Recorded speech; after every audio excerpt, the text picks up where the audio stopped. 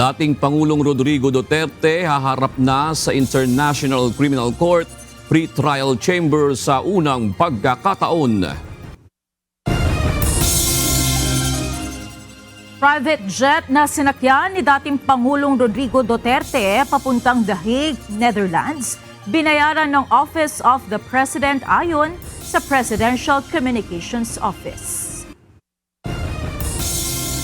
Deportation ng 1,000 tauhan ng mga ipinasarang Philippine offshore gaming operators.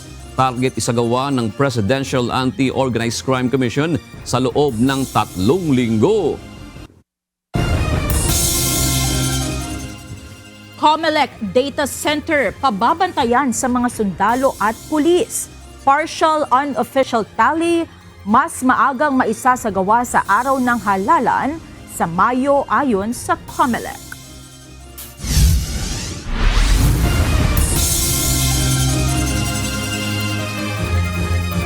Magandang hapon, Pilipinas at sa buong mundo. Tayo po ay sa bayang napapakinggan sa Radyo La Verdad 1350, ang UNTV Radio. At una sa ating mga balita. Kinumpirma ni Palace Press Officer Undersecretary Claire Castro na binayaran ng Office of the President ang private jet na sinakyan ni dating Pangulong Rodrigo Duterte patungong The Hague sa The Netherlands. Ayon kay Palace Press Officer Atty. Claire Castro, bahagi lamang ito ng kompletong kooperasyon ng gobyerno sa isinagawang pag-aresto sa dating Pangulo. Hindi naman nagbigay ng eksaktong halaga ang Palace official kung magkano ang naging gastos. Ngunit nabanggit ni Yusek Castro na nagkaroon ng pakikipag-ugnayan ng pamahalaan sa isang pribadong korporasyon para rito. Opo, ina-admit po na ang palasyo po, ang nagbayad, ang gobyerno po. Ito po ay may kaugnayan sa assistance po na ibinigay natin sa Interpol. So sabi nga natin kapag hiningi po ang assistance, siyempre po dapat kumpleto po. Dahil kung wala naman po na ipoprovide na sasakyan para madala po ang dating Pangulo sa ICC, parang hindi rin po naging kumpleto ang pagtugon natin sa ating commitment to the Interpol. Hindi nasakop ng jurisdiksyon ng Pilipinas ang gagawing paglilitis kay former President Rodrigo Duterte. Ito ang binigyang linaw ng pamahalaan ilang oras bago humarap sa International Criminal Court ang dating Pangulo. Hindi rin sasagutin ng pamahalaan ang mga gastusin ni dating Pangulong Duterte habang nasa The Hague sa The Netherlands. Ito ang balita ni Ivan Alvarez. Wala pong jurisdiction at after natin dala po ang dating Pangulo sa ICC, wala na po kamay o responsibilidad ang gobyerno kay dating Pangulong Duterte. Hindi nasaklaw ng kapangyarihan ng Pilipinas ang gagawing paglilitis kay dating Pangulong Rodrigo Duterte sa kasong Crimes Against Humanity ng International Criminal Court o ICC. Ito ang binigyang linaw ni Palace Press Officer Undersecretary Claire Castro nang humarap sa media kaninang umaga. Ngunit sa kabila nito, tiniyak ng pamahalaan na matatamo ng dating Pangulo ang kanyang karapatan, gaya na lamang ng pagkakaroon ng makatarungang paglilitis alinsunod sa Republic Act No. 9851. Bilang Pilipino, hindi lang dahil bilang dating Pangulo, si dating Pangulong Duterte, kailanganin din po natin ng gobyerno na ma-assure po, masigurado natin na nagkakaroon po ng fair trial. Lalong-lalo na po, Pilipino po ang dating Pangulong Duterte. Samantala ayon sa pamahalaan, pagdating sa gastusin sa isasagawang pagdinig sa The Hague, Netherlands, sariling kapasidad na ni dating Pangulong Duterte ang dapat magbayad para dito. Pero lahat po ng mga gastusin, like for example for legal counsel and all, private capacity na po yun ni former president. Sa kanya dapat manggaling yun. Opo, kahit nga po sa mga complainants, hindi rin po yan talaga sagot ng gobyerno dahil may kanya-kanya po silang mga abogado at sabi nga po natin, wala po tayong responsibilidad o wala tayong hand over the ICC proceedings. Kasabay nito, nagpaalala ang palasyo na dapat ding pagtuunan ng atensyon ng publiko ang mga di umano'y naging biktima ng extrajudicial killing o EJK. Bakit ngayon ang mga Pilipino hindi na nakikita yung mga namatay? Bakit na pagtutuunan natin ng pansin yung pinagbibintangan na pumatay at nagpapatay? Bakit parang nag-glorify pa natin sa ngayon yun ang naaakusahan ng murder and crimes against humanity? Sana po ang taong bayan, buksan naman nila yung isip. Dagdag ni Castro, lahat ng galaw ng pamahalaan kaugnay ng pagkakaaresto sa dating Pangulong Duterte ay pagsunod lamang sa mga umiiral na batas. Ivan Alvarez, UNTV News and Rescue. Diyos ang aming sandigan, serbisyo publiko ang aming pinahahalagahan. Muling ibinalik sa heightened alert status ang National Capital Region Police Office, epektibo ngayong hapon. Ayon kay NCRPO Director Police Brigadier General Anthony Aberin, layo nito na mabilis na makapag-deploy ng mga tauhan sakaling mayroong insidente na biglang may mangyari kasunod pa rin ng pag-aresto kay dating Pangulong Rodrigo Duterte. Ito ang balita ni Lea Ilagan. As a preemptive measure, yung usual naman natin ginagawa yan kasi may nababasa nga tayo ng mga posting sa nag-declare po tayo ng heightened alert para yung mga tao po natin ay hindi po pumunta para magbakasyon at ready for deployment anytime. Isang araw matapos na ideklara ng Philippine National Police, nabalik na sa normal alert ang pwersa ng buong hanay ng pambansang pulisya. Muli namang nagtaas ng alerto ang National Capital Region Police Office epektibo ngayong hapon. Ayon kay NCRPO Director, Police Brigadier General Anthony Aberin, bunsod ito ng mga nakapost sa social media. Gaya na mapapanood sa Maranao TV kung saan binalaan ng isang vlogger ang mga taga Metro Manila. If you are in Manila and if you have relatives in Manila, mag-stock na kayo ng pagkain, power banks nyo, batteries for flashlights, that's for emergency. Kung nagma-maintenance sila, meron kayong mga senior, mag-stock kayo ng gamot for medicine because something is coming up. Something is coming up. Yun lang. God save the Philippines. Minabuti aniya nilang ibalik sa heightened alert status ang buong hanay ng NCRPO upang manatiling nakaalerto ang kanilang tauhan. We have declared heightened alert status effective today dito sa NCRPO, meaning yung mga pulis po natin is on standby and ready to respond anytime po. Sinabi pa ni General Aberin, pinaiimbestigahan na rin niya ang naturang post upang malaman ang katotohanan at detalye nito. It appears parang yung background kasi is parang may mga Korean letters yung background niya. Wala pa po yung resulta kung ano talaga. Pero wala kaming namomonitor na activities na pwedeng mag-jive doon sa sinasabi niya. Pero just the same, yung NCRPO natin is ready for anything na plano nila kung ano yung ano. Sa ngayon, wala aniya silang namomonitor na malakihang mga pagkilos kasunod ng pag-aresto kay dating Pangulong Rodrigo Duterte maliban sa isang caravan bukas. Ang nakapost po kasi doon is caravan, magko-converge sa Quezon Avenue. Then ang destination is doon po sa Liwasang Bonifacio. Based po sa nakapost.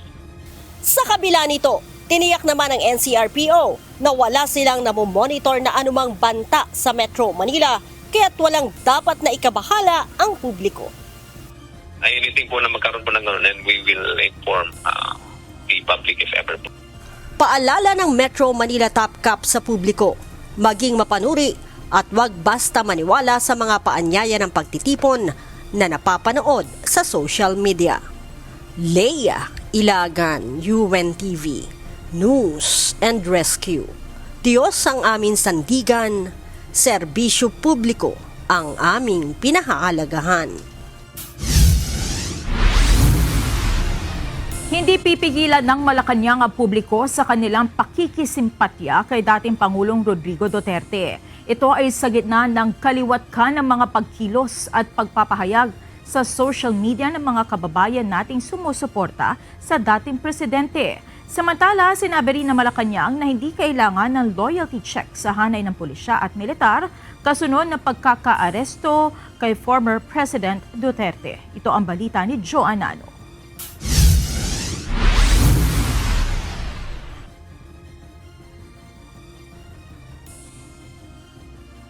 Duterte. Karapatan. Sa ngayon po, sabi nga natin, yung mga nakikisimpatya po sa dating Pangulong Duterte, karapatan po nila yan. Hindi po yan pipigilan. Karapatan po nila na malungkot, magdalamhati para kay dating Pangulong Duterte. Kasunod ng kaliwat ka ng mga pagkilos at masidhing pagpapahayag sa social media ng mga taga-suporta ni dating Pangulong Rodrigo Duterte, binigyang diin ng Malacanang na hindi umano nila pipigilan ang publiko sa pagpapahayag ng kanilang pakikisimpatya sa dating Pangulo kasunod ng pagkakaaresto sa kanya para humarap sa International Criminal Court. Ayon kay Palace Press Officer Claire Castro, wala namang dahilan para maalarma ang gobyerno. Wala pa po tayong nakikita na maaaring makaalarma po sa administrasyon. Kapag po dumating na po yun, sa puntong iyon, at puro po kasinungalingan na talaga.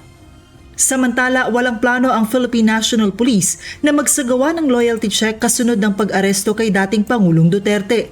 Ito ay bunsod na rin ng iba't ibang reaksyon na kumalat sa social media mula sa umano'y mga pulis at ang kumalat na open letter para kay Chief PNP.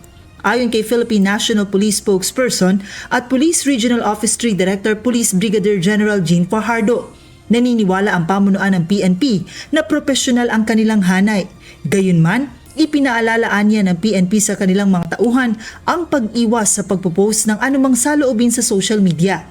Wala pong kailangan na mag-loyalty check po tayo sa PNP kasi naniniwala po tayo na mga professional po yung ating mga pulis at understandably there are some siguro na nakakapaglabas dahil nga po sa ang dami ng hindi lang sa PNP na social media, kaya nga ang sabi ng ating Chief PNP kanina, let us just remind them there are some restrictions when you enter the PNP. There are ethical standards, there are norms and customs na kailangan nating i-observe na that's part of being a police officer. Maging ang Malacanang sinabing hindi kailangan ang loyalty check sa hanay ng mga pulis at sundalo dahil batid ni Pangulong Marcos na ginawa lamang ng pamahalaan ng nararapat. Next Wala po, loyalty check, wala po. Dahil kampante po ang Pangulo na ang ginawa po naman ng administrasyon ay naaayon sa batas. Joanano, UNTV News and Rescue. Diyos ang aming sandigan, serbisyo publiko ang aming pinahahalagahan. Hindi na magsasampa ng kaso ang babaeng pulis na nabukulan matapos pukpukin umano ng cellular phone ni Honelet Avancenia sa kasagsagan ng pag-aresto kay dating Pangulong Rodrigo Duterte. Ayon kay Philippine National Police spokesperson at Police Regional Office 3, Director Police Brigadier General Jean Fajardo, sariling desisyon anya ito ng police officer. Batid anya nito na bahagi lamang ng kanyang trabaho ang mga ganitong insidente. Ayon na rin umanong palakihin ng policewoman ng insidente kaya't magpapagaling na lamang ito para makabalik agad sa trabaho. Sinabi rin ni Brigadier General Fajardo na sinagot ng PNP ang gamot ng pulis at bibigyan ng kaukulang commendation dahil sa ginawa niyang pagtupad ng maayos sa kanyang trabaho. Nagdesisyon sir yung pulis natin na wag nang magkaso sir, baka sabi niya trabaho yun at ayaw niya ng sir, palakihin, part of the job na lang niya yun na nasasaktan at nahihirapan, kaya hindi na siya sir magkakaso. Decision sir, personal decision sir ng pulis yun. Binigyan ng assistance ng Embahada ng Pilipinas sa The Hague si dating Pangulong Rodrigo Duterte. Batay sa impormasyong ipinarating ng Philippine Embassy doon, mag-aalas 4 ng hapon kahapon o alas 11 ng gabi sa Pilipinas nang makausap ng isang consular officer ang dating Pangulo. Inihayag nito na sumailalim siya sa isang medical check-up at nabigyan siya ng atensyong medikal at nasa maayos siyang kalagayan.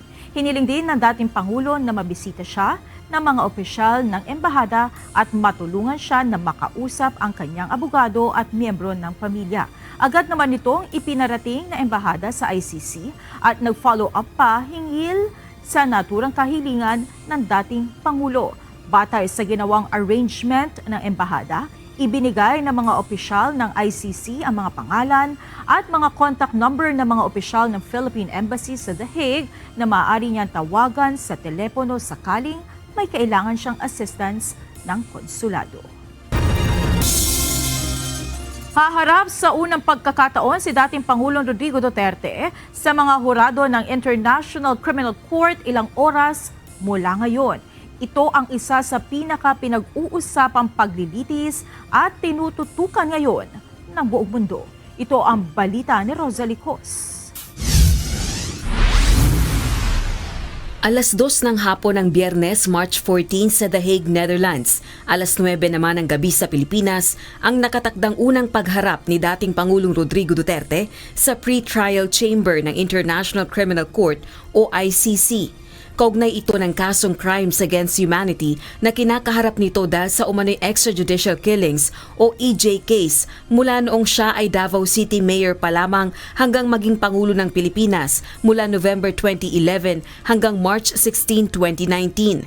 Ang initial appearance ni Duterte sa pre-trial ng ICC ay 2 araw matapos siyang isuko ng Philippine government. Ayon sa proseso ng pagdinig, i-verify ng hurado ang pagkakakilanlan ng dating Pangulo.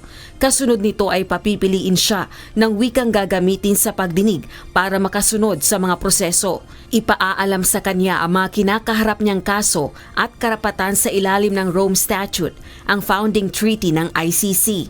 Sa initial appearance, si Attorney Salvador Medaldea na dati niyang Executive Secretary ang kakatawan sa kanya. Base ito sa kahilingan sa ICC mismo ng dating Pangulo. Hindi naman hihinga ng plea si Duterte para sa public appearance. Binubuo ang pre-trial chamber ni na Judge Lilia Motok bilang presiding judge, kasama sina Judges Rain Adelaide Sophie Alapino Gansu at Maria del Socorro Flores Lira.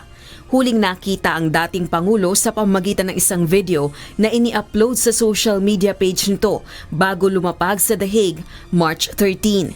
Dinala si Duterte sa isang Dutch prison complex sa Scheveningen, The Hague, Netherlands, kung saan sumailalim ito sa isang medical examination. Sa private cell naman ng isang ICC detainee, mayroong lababo, toilet, higaan, lamesa at bookshelves. May access rin sa iba pang pasilidad ang mga detainee. Binibigyan din sila ng recreational time at maaaring magsagawa ng sports activities. May access din sila sa library, sa mga balita at computer para makapaghanda sa kanilang kaso. Entitled din ang mga detainee na magkaroon ng panahong makipag-usap sa kanilang defense lawyers, consular o diplomatic representative at spiritual advisor. Maaari rin silang bisitahin ng kanilang pamilya. Gayunman, hindi naman open ang detention facility sa pagbisita ng media o general public. Ayon sa impormasyong nakalagay sa website ng ICC, 21 tao ang nakadetine sa ICC Detention Center sa kasalukuyan. Kabilang na ang militia leaders mula sa Sudan, Mali at Central African Republic. Samantala, ilang buwan pagkatapos ng initial appearance ni dating Pangulong Duterte sa ICC pre-trial chamber, inaasahang susundan ito ng hearing para sa confirmation of charges. Kasunod nito, ibababa ng mga judge ang hatol kung nakapagpresenta ba ang prosecutor ng sapat na ebidensya upang ipagpatuloy ang paglilitis. Kung kumpirmado ang mga reklamo, posibleng bumilang pa ng ilang buwan bago magkaroon ng trial sa ilalim ng 3 bagong judges. Inaasahang tatagal naman ng mga taon bago magkaroon ng pinal na desisyon ng ICC sa kaso. Si dating Pangulong Duterte ang kauna-unahang Asian president na kinasuhan at ipinadala sa The Hague, Netherlands para litisin sa ICC. Rosalie Cos, UNTV News and Rescue. Diyos ang aming sandigan, serbisyo publiko ang aming pinahahalagahan. Sa nakatakdang pagharap ni dating Pangulong Rodrigo Duterte mamaya sa pre-trial sa International Criminal Court, muling nanawagan ng suporta si Veronica Kitty Duterte para sa kanyang ama. Kasama sa kanyang panawagan ng mga supporter hindi lamang sa mga nasa Pilipinas, kung hindi maging ang mga taga-abroad. Sa post sa kanyang Instagram story, sinabi ni Kitty na nakikiusap siya sa publiko, hindi lamang bilang isa sa mga supporter ni dating Pangulong Duterte, kung hindi bilang isang Pilipino. Muli nitong ipinanawagan ng pagkakaisa para igiit ang karapatan sa ating soberanya. Narito naman ang mga balita sa iba't ibang panig ng mundo na ihahatid ng ating global correspondent na si Marvy Delphine mula sa Perth, Australia.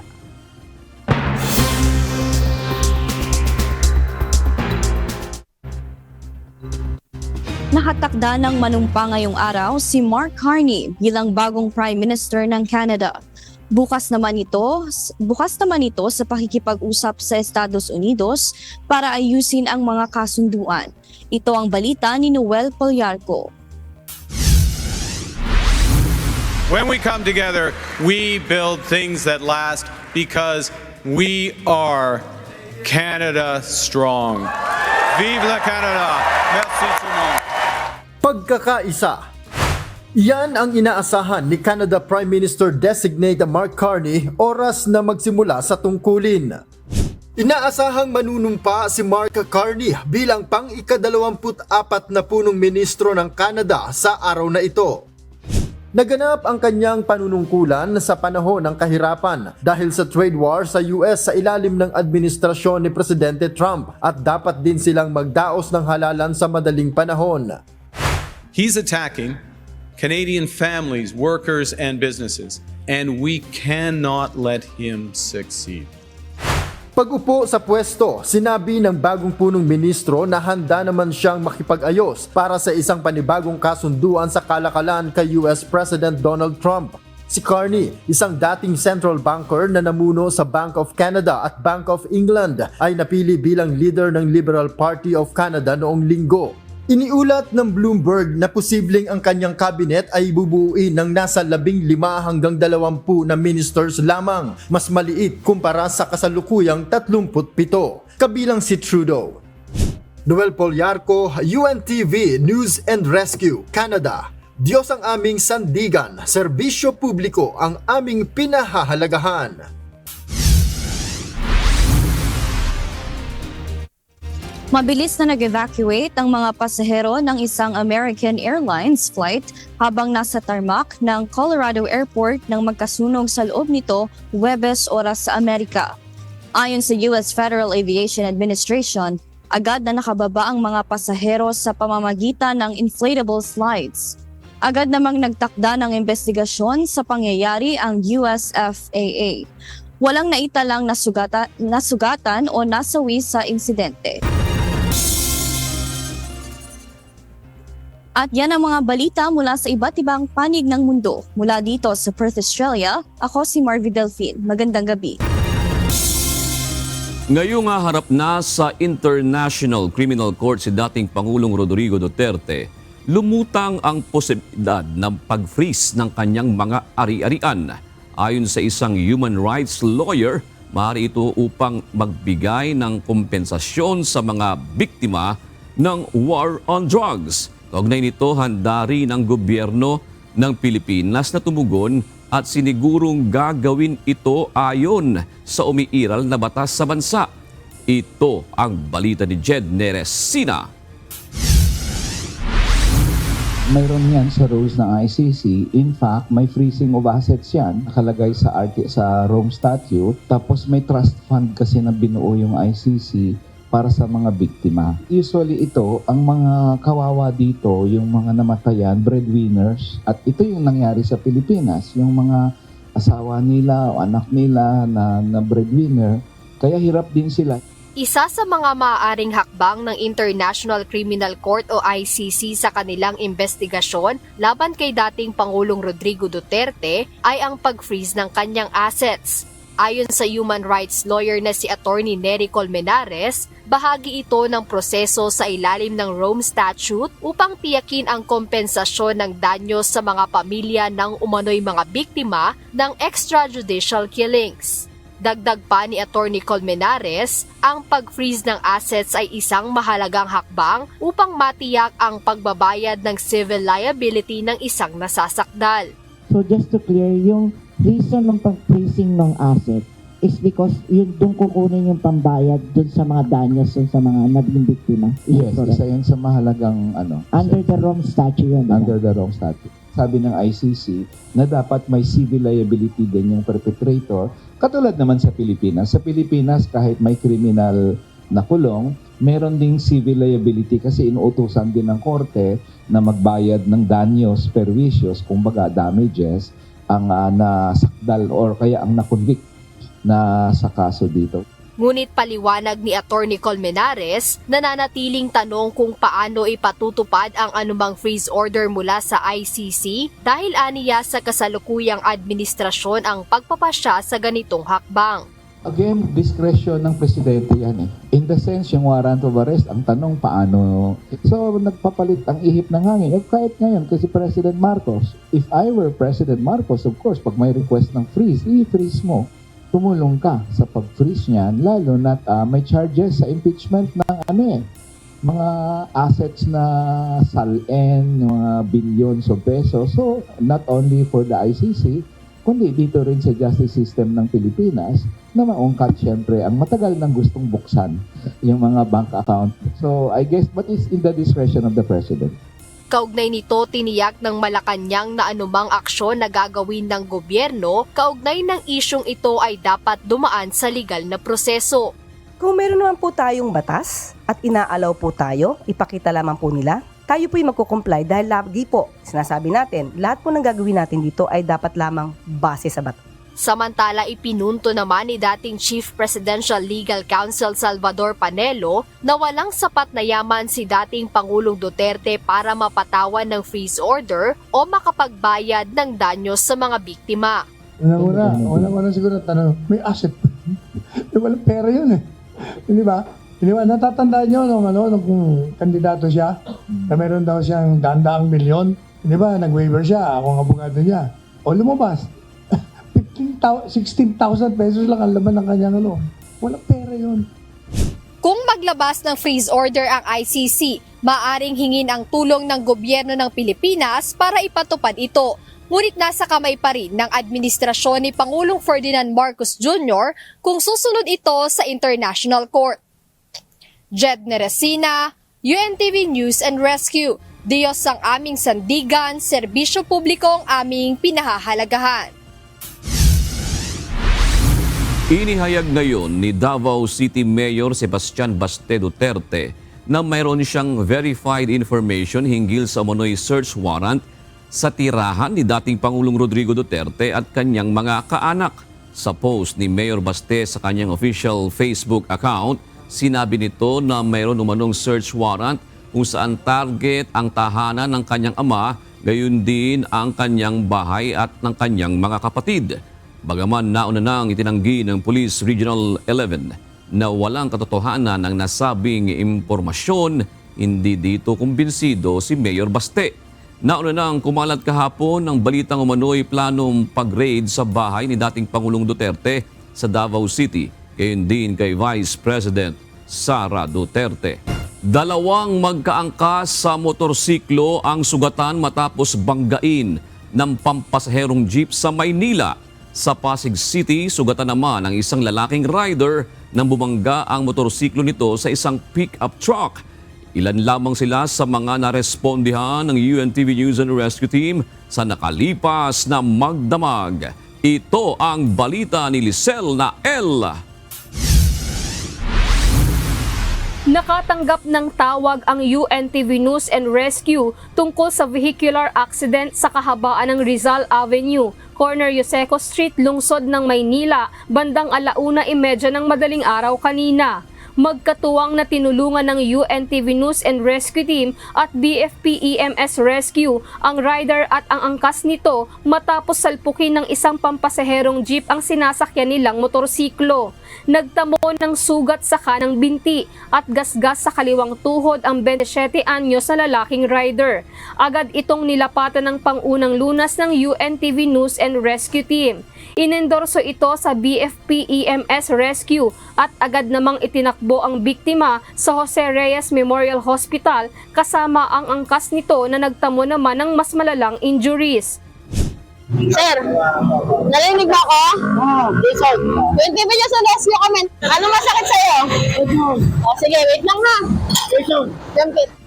Nagro-roving ang UNTV News and Rescue Team nang madaanan ng isang aksidente sa gilid ng kalsada sa Life Home, Pasig City kaninang alas 2 ng madaling araw. Nakadapa sa gilid ng kalsada ang lalaking ito at iniinda ang sakit ng baywang matapos bumangga ang sinasakyang motorsiklo sa isang sasakyan. May mga gasgas din ito sa ilong at ilalim nito. Bali, tinawag lang po ko ng bystander, malapit lang po sa patrol post namin. Kung makikita niyo po yung patrol post namin, nandito lang po. Pagkapunta ko po dito, meron na po nakahiga na dalawang lalaki, which is yung nabangga sa sasakyan po na pickup, yung vehicle po na involved din sa nangyaring banggaan. Itong driver po natin is nakainom. May kasama po siya na kainuman niya, yung katrabaho niya.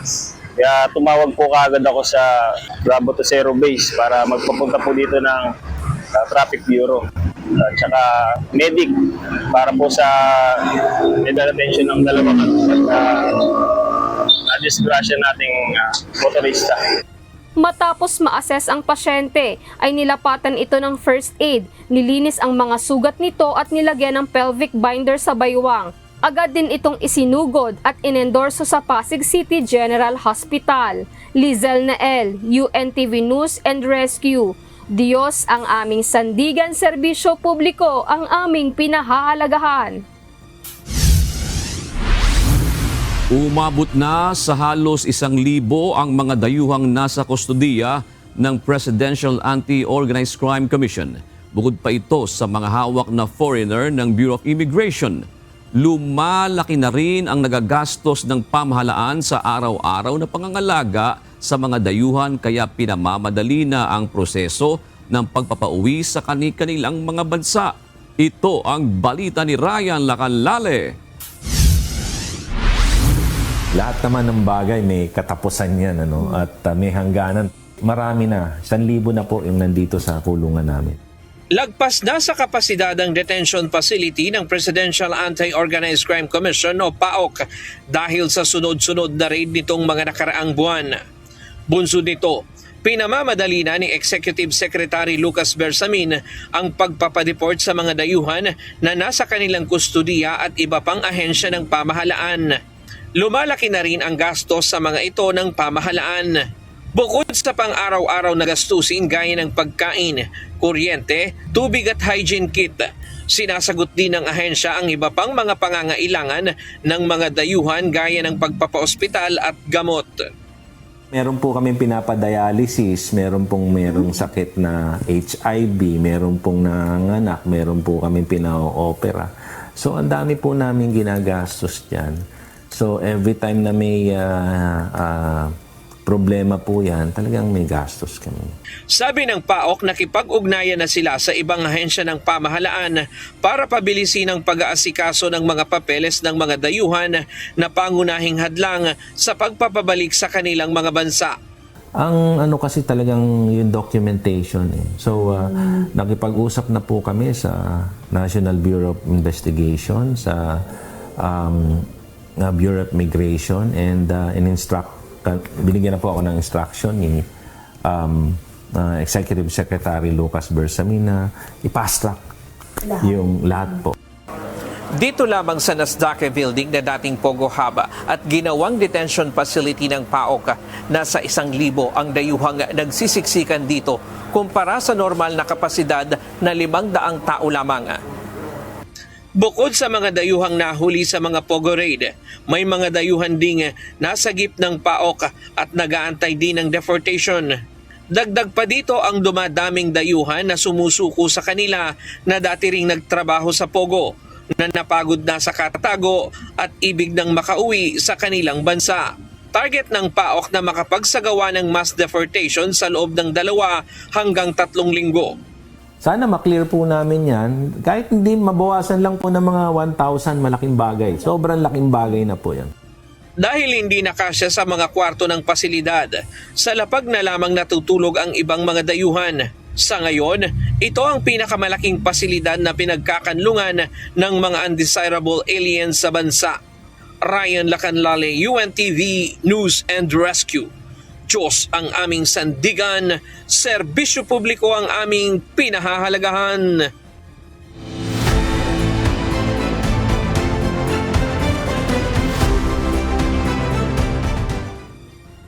Babantayan ng Commission on Elections sa mga sundalo at pulis ang kanilang data center sa Makati kung saan nakalagay ang mga server na gagamitin sa darating na halalan sa Mayo.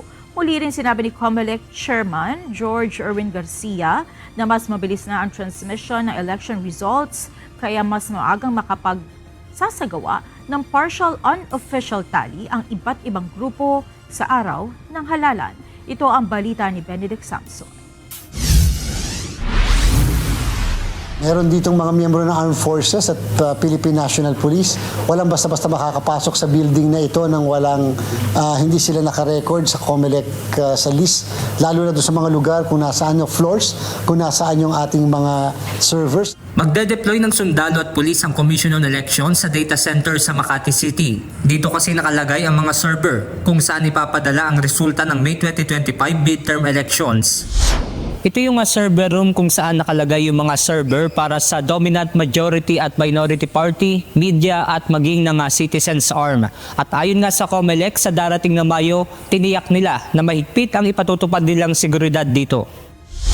Kaya sa tinawag na data center talaga, iba ang klase ng security measure dito. Hindi basta nakaka-access ang lahat. Kahit ang chairman ng COMELEC ay hindi otorisado na mag-access dito sa server. Walang pwedeng basta magbukas, lumapit, at napakadami nilang layers of security para lang makarating ka doon sa loob mismo ng isang server. Kasama ang iba't ibang IT experts mula sa dominant parties, Citizens Arms at media. Kanina, nagsagawa ang COMELEC ng technical walkthrough sa data center sa Makati City kung saan ipapadala ang mga resulta. Ito yung kauna-unahan na ang PPCRB ng FREL, dominant majority, dominant minority, at media ay may sariling server. Dati isang server lang lahat ang pinagkukuhanan natin ng resulta. Yung nasa United Nations, dati yung kaunahan, at yung sumunod, yung nasa UST. Ayon kay COMELEC Chairman George Erwin Garcia, dahil mabilis nang matatanggap ang resulta, maaga na rin makapagsasagawa ng partial at unofficial tally ang iba't ibang partido, Citizens Arm at media. Sana huwag ipagtaka lang ng ating mga kababayan na sadyang mabilis ang transmission sapagkat gagamit po kasi ng 5G technology. Hindi na po yung dating 2G o kaya 3G technology. At syempre naka-Starlink po tayo sa ibang lugar na wala talagang signal yung ating mga telco. Benedict Samson, UNTV News and Rescue. Diyos ang aming sandigan, serbisyo publiko ang aming pinahahalagahan. Mayorya ng mga Pilipino ang tutol sa paghahain ng Kamara ng impeachment case laban kay Vice President Sara Duterte sa Senado. Base sa latest survey ng Pulse Asia Research, lumabas sa 45% ng mga Pilipino ang hindi sang-ayon sa paghahain ng mababang kapulungan ng Kongreso ng impeachment case laban kay VP Sara, habang nasa 23% naman ang nagsabing pabor sa impeachment. Samantala, 23% naman ang hindi makapagsabi kung sila ay sang-ayon o hindi, habang ang natitirang 7% ay nagsabing wala silang sapat na kaalaman para magbigay ng opinyon. Karamihan sa mga hindi sang-ayon ay mula sa Visayas at Mindanao. Isinagawa ang survey mula February 20 hanggang 26, 2025. Inihahanda na ng Senado ang mga robe na gagamitin ng mga senator judge sa impeachment trial ni Vice President Sara Duterte. Ayon kay Senador Alan Peter Cayetano, nagbigay na ng go signal si Senate President Francis Escudero para sa sukat ng robes. Ongoing na rin anya ang pag-update sa rules. May mga seminar na rin anya na isinasagawa. I know for a fact, but ni-report ko rin naman diba, yung preparation si Senate President. But like my staff, we bought the new law books. We're updating dun sa rules ng evidence, Crim Pro, and then may seminars na ongoing. No? Yun naman ang lamang ng 12 na hindi re-electionista. Diba? Kasi nga diba? We're not busy campaigning, so we can do hearings like this, and then we can also start studying for the Maaaring protektahan ng Senado si Senador Ronald Bato de la Rosa kung maglalabas din ng arrest warrant ang International Criminal Court o ICC laban sa kanya. Ito ang inihayag ni Senador Alan Peter Cayetano matapos sabihin ng dating Philippine National Police Chief na titingnan niya rin ang paghingi ng tulong sa Senado kapag aarestuhin na siya. Samantala, binigyan din naman ni Cayetano na may bigat pa rin ang writ of habeas corpus kay dating Pangulong Rodrigo Duterte kung ilalabas ito ng Supreme Court. Ito ang balita ni Asher Kadapan Jr. live. Magandang gabi, Asher. Kaya ba talagang protektahan ng Senado si Senador Bato de la Rosa kahit ang arrest warrant ay galing sa isang international na korte? June, laging poprotektahan ng Senado ang institusyon, ngunit hindi nito gusto na magkaroon ng constitutional crisis.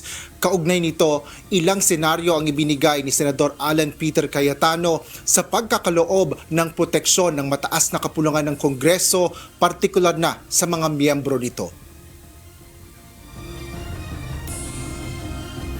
Paliwanag ni Senator Cayetano, ilang ulit nang naranasan sa mga nagdaan ang pag-aresto sa mga senador na kalaunan ay may negosasyon sa mga iyon.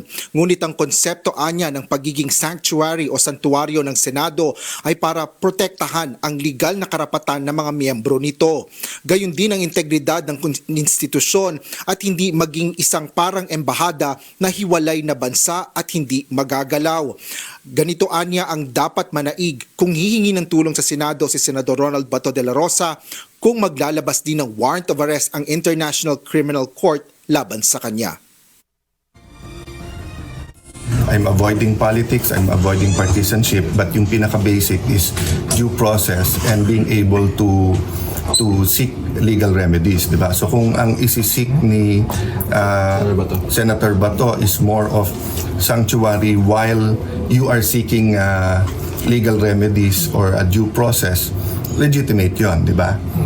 Pero kung sasabihin mo lang the courts already said na kompleto yung that it's legal, that warrant of arrest, etc., ibang usapan yan. Ayon din kay Cayetano, kailangan pa munang mag-issue ang isang lokal na korte ng warrant of arrest batay sa arrest warrant ng foreign courts bago tuluyang ipatupad ang pag-aresto ng ibang bansa.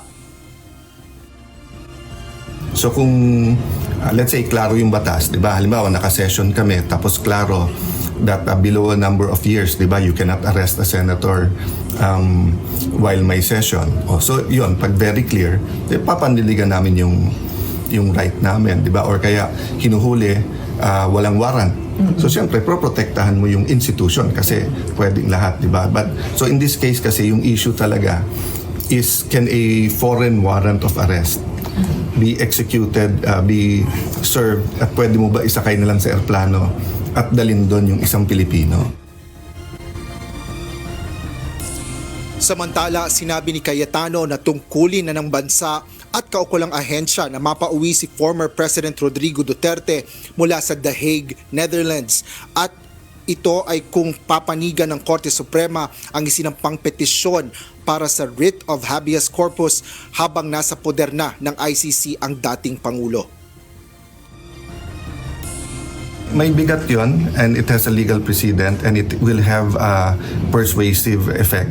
Ang problema yung enforcement, di ba? But that shouldn't be a factor because all around the world wala naman sariling enforcement mechanism ang courts except for a sheriff, di ba? So usually the courts rely on their authority, di ba? Not on a certain might, di ba?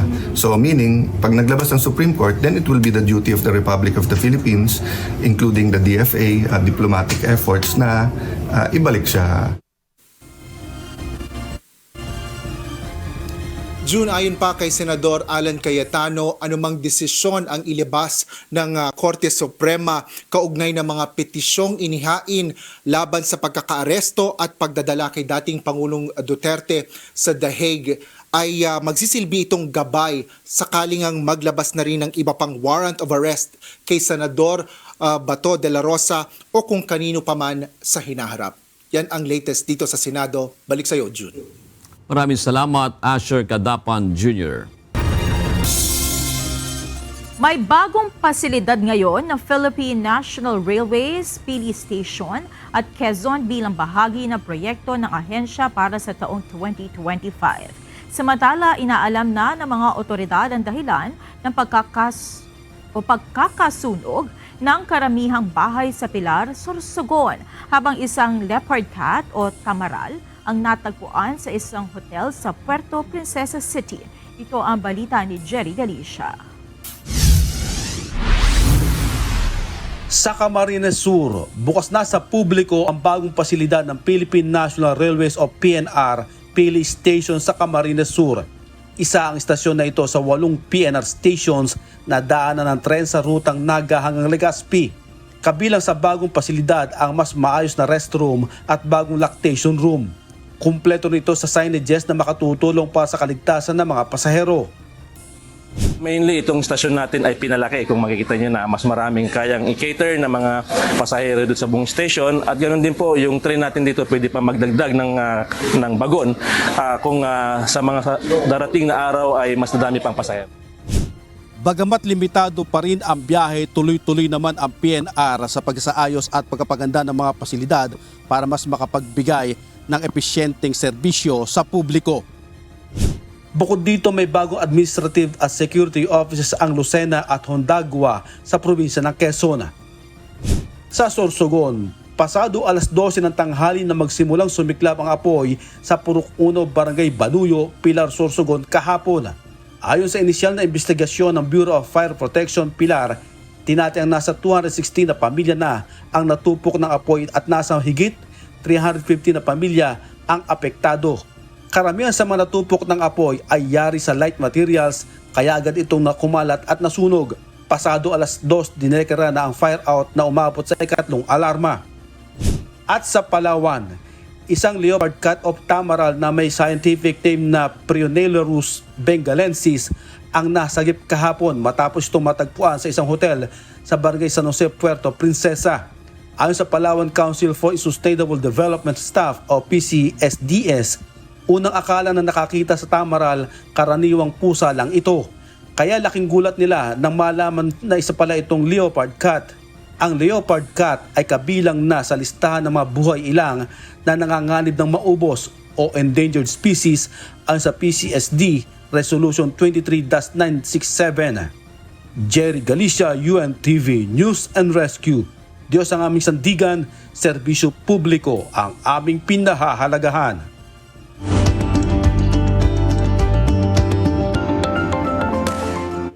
Ang bladder stones ay isang kondisyon na nakakaapekto sa pantog na maaaring magdulot ng abala sa pang-araw-araw na gawain. Pero ano nga ba ang sanhi nito at paano ito maiiwasan? Ito ang balita ni Kichi Cipriano. Importante ang malaman agad kung may problema sa pantog or kung mayroong bladder stones. Dahil maaaring makaapekto ito dun sa pang-araw-araw na ginagawa ng isang tao, dahil makakaapekto ho ito sa pag-ihi o maaaring maistorbo siya habang nagkatrabaho siya.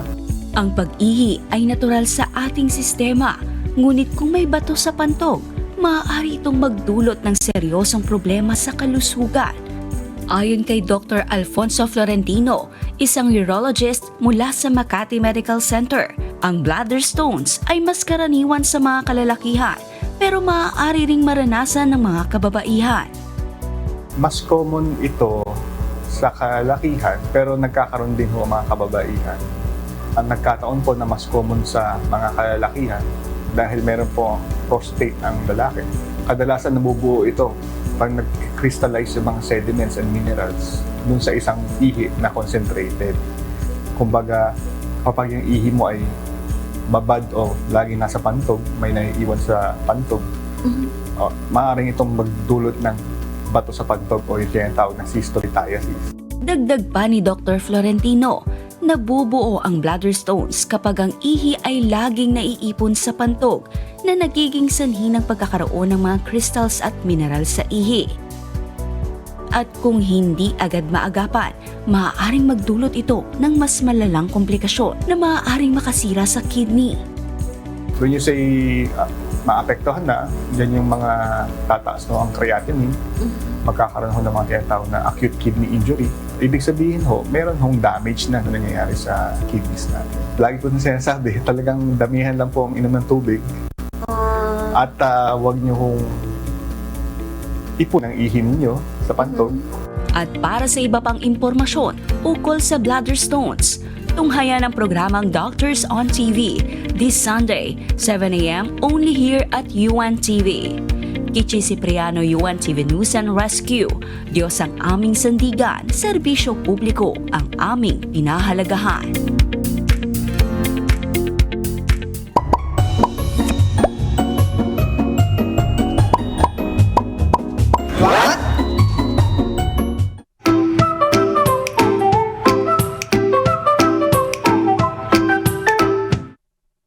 Dagdag kaalaman po. Alam mo ba yung mga cute na emojis na ginagamit natin araw-araw sa pagte-text sa ating mga cellphone ay meron pong interesting na pinagmulan. Hindi lang po pala yan basta mga cute na mga icons. Ating balikan na ang pinagmulan ng mga emojis. Noong 1999, isang Japanese designer na ang pangalan ay Shigetaka Kurita ang gumawa ng unang emojis. Trabaho niya noon sa isang telecom company na gustong gawing mas expressive ang text messages. Na-realize niya, paano kaya kung may maliit na icons para maipakita ang feelings at ideas? Ang unang emoji set ni Kurita ay may 176 icons lang. May mukha, weather at basic symbols tulad ng heart at araw. At guess what? Ang inspo niya ay galing sa mga Japanese manga at weather forecast symbols. Pero ang emojis naging global sensation lang noong 2010 nang maging part sila ng Unicode.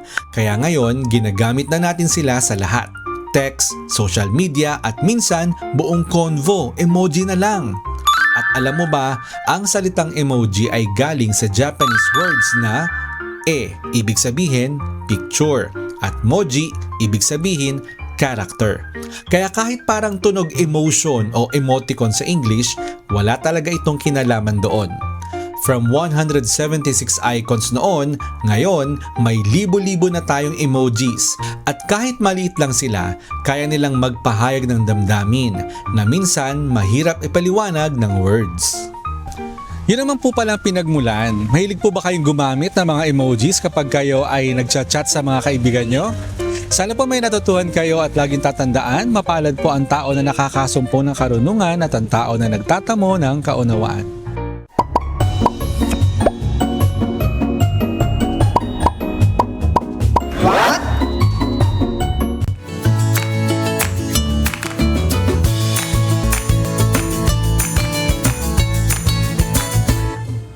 Narito naman po ang ating mga kausi ngayong araw po ng Biyernes. Napakabilis ng araw O, Biyernes agad. Oo nga, Lunes lang nakaraan. Tapos ito may Biyernes na happy weekend na kaagad.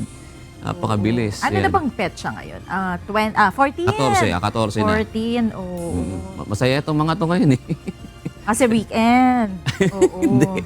Ay, ano ba? May pagpapala na daw. Ayun. Sahod. Pinapakita yung bulsa niya. Pinapakita na itong ating Lord Director dito yung kanyang bulsang sapak na sapak sa... Oo nga pala, sahod ngayon. Salamat po at shoutout sa ating po mga kausi na sina Flaviano Mazo, Evangeline Martin at Cesar Barcas. At samantala, Monica, naalala ko itong ating mga kausi. Yung ating newscast na hataw balita ngayon, yung pang-umaga natin.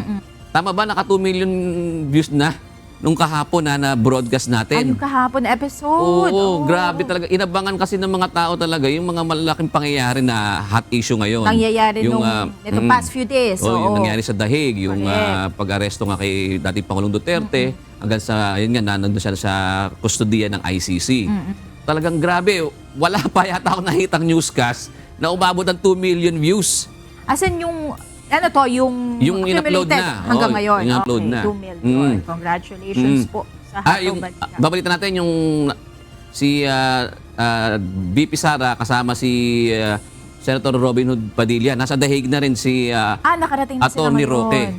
Kasi si Attorney Roque pala isang ICC accredited, na lawyer. Yan. Para kasi sa mga kababayan natin na hindi nakakaalaman, no, hindi basta-basta maaring Correct. i-represent si dating Presidente Rodrigo Duterte ng kahit sino pong lawyer. Kailangan po ICC accredited. And sa Philippines, isa si Harry Roque sa mga ICC accredited lawyers. Alam ko may iba pa, no? Pero hindi pa natin alam kung siya na ba? Confirm ba na siya ang magre-represent? Hindi natin alam. Mamaya pa natin malalaman yan kasi nga may pagmi-meeting pa after ng pag-appear sa pre-trial chamber ni dating Pangulong Rodrigo Duterte, magkakaroon ng press con si VP Sara doon sa dahig sa miyembro ng media doon on-site at maging naman sa virtual. Dito naman sa Pilipinas sa mga gustong makinig noon. At inaabangan po ito hindi lang ng mga Pilipino itong pag-appear nga ni dating Pangulong Duterte sa pre-trial chamber mamaya. At maging ng mga taga-ibang bansa. Actually, buong mundo, no, inaabangan yung mga mangyayari dyan sa ICC. Okay, so let's see paano bang mangyayari sa mga susunod na araw. Ano ba sinabi ni VP Sara doon sa video? Pwede ba natin i-play yun? Kung pwede? Para kompleto tayo? Pwede ba? Pwede? So, okay tayo O sige, play. Pwede bang play? O sige, bahala po si Direk.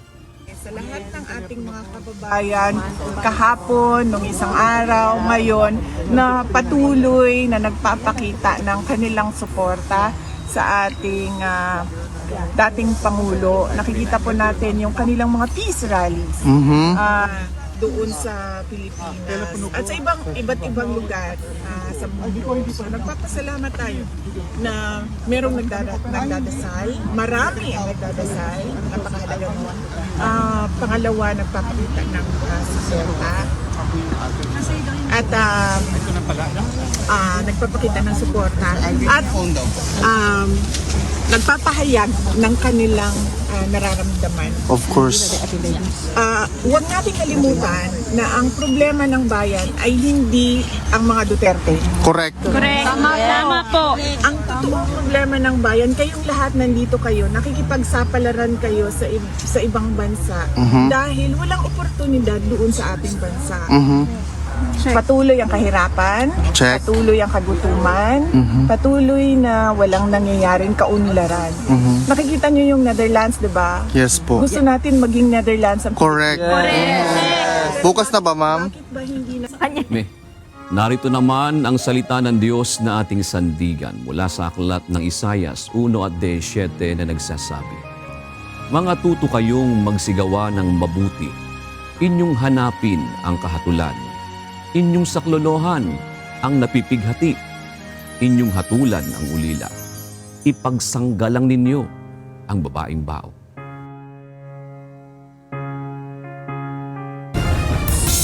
At yan ang naging kabuuan ng ating balitaan ngayong gabi. Aming inilahad ng buong katapatan kung paano namin nasaksihan. Kayo po'y makapagtitiwala na ang aming nakita at narinig, ang aming ibinabalita. At dito po sa UNTV, Diyos ang aming sandigan, serbisyo publiko ang aming pinahahalagahan. Magandang gabi po.